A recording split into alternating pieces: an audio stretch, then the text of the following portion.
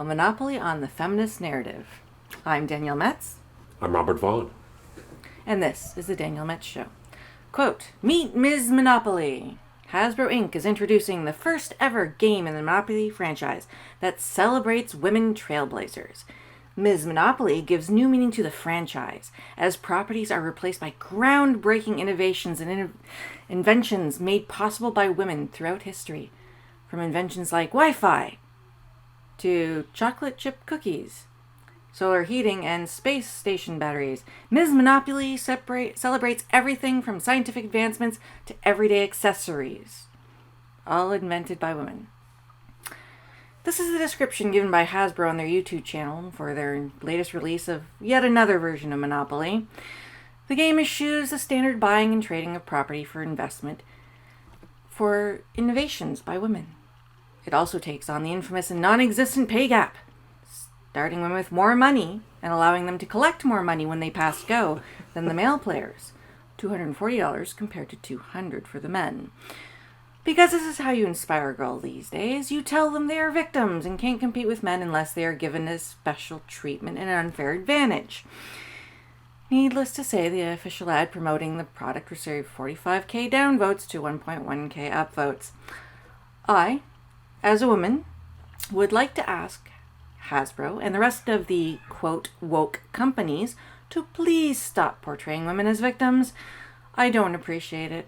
I don't appreciate the values that you're trying to inflict upon my young daughter. I've met her, and I can assure you she doesn't need your help. So, Robert, what is it with the current trend of corporations trying to socially engineer society? There's two things to it, I think. One, of course, is that they're doing what they think is in the best interest of their shareholders to make money by capitalizing on political trends or cultural trends.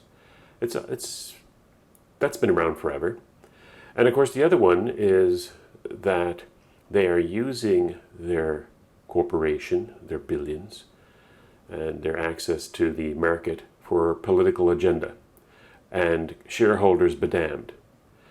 And I think there's a bit of both there. With the Gillette and Nike, with Colin Kaepernick, and Gillette with the best a man can get anti-man advertising that they had, I think it was definitely a political agenda. They're using their brands to show that they're woke and that men aren't woke. And the fall in their share prices is irrelevant to them. They don't care. Much like with CNN. CNN has been on the anti-Trump campaign for 5 years now. And much to their detriment, people don't watch their programs anymore. They're rating less than documentaries on panda bears. So they don't care about the money that they're losing. They don't care about their shareholders. They're using it to further their own political propaganda. And that's quite evident because if all of a sudden CNN, for example, switched to being objective, not even just a Trump supporter, but just simply objective, their ratings would go up, undoubtedly. Mm-hmm. Advertising costs would go up, or prices would go up. They would make a lot more money, but they don't because they don't care about money. Now, Hasbro, what's in it for Hasbro? Well, maybe they're capitalizing on the fact that there's a lot of people out there who think that women need to be coddled, that they are the weaker sex, that they need more money when they pass go. And they're just trying to probably Well, I think they think that cash in. they're trying to right the so-called wrong of the 77 cents on the dollar. So what they see is, well, we all know that women earn less than men over the course of their lifetime, and so therefore if you average out what they do for a living versus how many hours they work, they generally make less than men.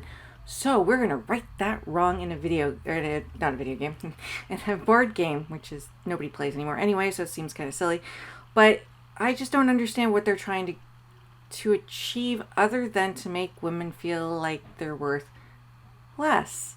I don't need help. Sorry, I really wish people would stop thinking that, or these companies would stop thinking that because I'm a woman, that I need extra help. That actually is a derogatory way of looking at me. I'm supposed to, if I'm an individual as a human being and I can achieve on my own what I think I can achieve, what difference does it make what parts I have? It doesn't matter. If I make my choices. My daughter, I swear to God, she's not going to take any of this lightly. She's a hellion to begin with. But and like you look at stuff like that and Mattel with their non-gender doll lineup that they just came out with. Again, social engineering. So now all the dolls have interchangeable hairstyles and clothes. So there's no boy dolls, there's no girl dolls. They're all interchangeable. And I'm like, I don't really think that that's necessary. Like, it's so obvious what they're trying to do with the social engineering. It's not like, hey, we just thought, here's an androgynous doll, do with it what you want. No, it is very much in their mind that they're trying to tell you that because women can be men and men can be women, boys can be girls and girls can be boys, that this is what they're promoting. If they're with their toys aimed at young children. My daughter, speaking of which, just the other morning we were talking and she said, "Oh, you look kind of like a boy but kind of like a girl." I'm like, "What do you mean by that?" And she says, "Well, you know, sometimes boys can be girls and girls can be boys." I'm like, "Oh, really? Can they now?" And she said, "Yeah."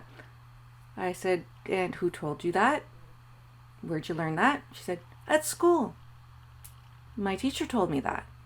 I'm like, "Oh, really?" And I said, "What specifically did your teacher say?" "Well, sometimes boys can dress up as girls and sometimes girls can dress up as boys." I said, "Yes, that is true." I said, "But it does not change the fact that girls are girls and boys are boys. You can dress up like each other, but you are still a boy or a girl. There's no change to that." So I might be having a conversation with my kid's teacher because this is and I'm worried about the fact that because I'm so involved in politics and this culture war that we are involved in about this stuff, that I might be oversensitive. But on the other hand, I know that this is what they're propagating with the children these days. There is a social message that they're teaching our children, much like the environmental message that we talked about previously, much like all the other stuff. So I have to keep on guard against this kind of stuff. And watching Mattel with their gender conforming and with the Hasbro with their Monopoly game, I have to keep on my kids and make sure I'm the one teaching my kids what reality really is, because everybody else seems to be trying to confuse them. Yeah. There's a couple of things that I could think about in this particular discussion that are perhaps of merit.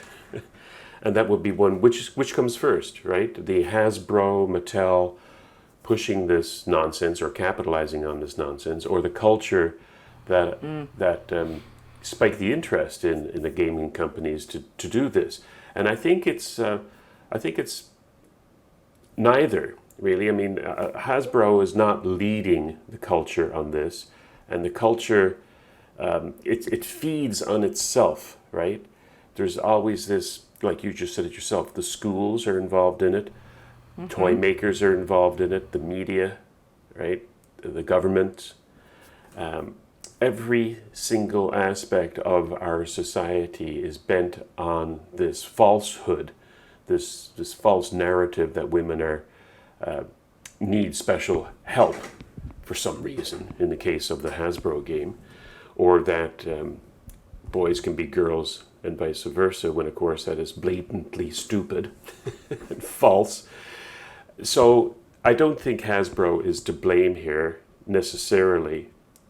They could accept some of the blame if they only just like stepped aside and says we're not getting involved in this, right? Well, that's what I was actually saying. I disagree with you, because I would say like Chick-fil-A, with their they took a stance. They believed what they believed, and they didn't go with the narrative. Where I think that where the culture goes is also defined by the kind of companies that are involved in that culture. Because we see their ads, we see what they're promoting, we see the stuff that is promulgated throughout our society. So therefore, they do have a hand in this. They're not just following us; we are following them. And I think Sure. I think they do. if They I are was on the board, responsible. yeah, you're right. If I was on the board of Hasbro and this came across my desk, and I'd say, no way. Yeah, exactly. No, we're not You would going take into a that. stance. Yeah. Now, the other element of this, besides the chicken and egg type of debate, is Yeah, the Chick-fil-A thing. There you go, chicken and egg. yeah, is the fact of, like, I'd like to see at some point in the future, because all these fads have a shelf life, and I'd like to see at some point in the future that we just look back at this, or if not our children, our children's children, and go, what the hell were you guys thinking? What kind of a generation were you to allow this absolute nonsense to keep on perpetuating itself with games and government and the media, and every aspect of your life was concentrated on a falsehood, whether it's climate change or misgendering somebody, and the nonsense that we're just getting on with. I think that they'll look back at this time and have a scream, a hoot at how stupid everybody was in this era.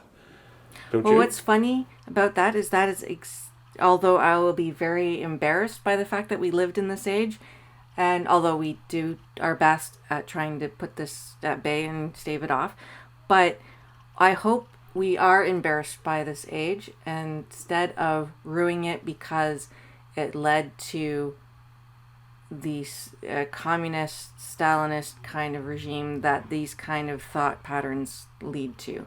I'd rather this just be a lark that seems stupid and funny and, oh, aren't you silly because you thought this, rather than you guys didn't stop what's going to happen next, which is the socialist kind of agenda where everybody is in 1984. Yeah, this is not just simply your fads like wearing bell bottoms or beehive hairdos for women. This is which are both comical in and of themselves, and I'm glad they've passed. No, this is a little more serious when you get people losing their jobs, people going to jail, for example, under Bill C-16, misgendering somebody. When it becomes codified in law that people have to buy into this nonsense, then we're talking a little bit more than just simple fads and cultural trends. We're talking about, again, a pure evil ideology, which is anti-man. And by man, I mean that in the generic sense. I have to qualify that because that's what I mean. Yeah, I was going to say, there you go. That exactly epitomizes the problem with our society. No, I wasn't qualifying. I wasn't qualifying it for that reason.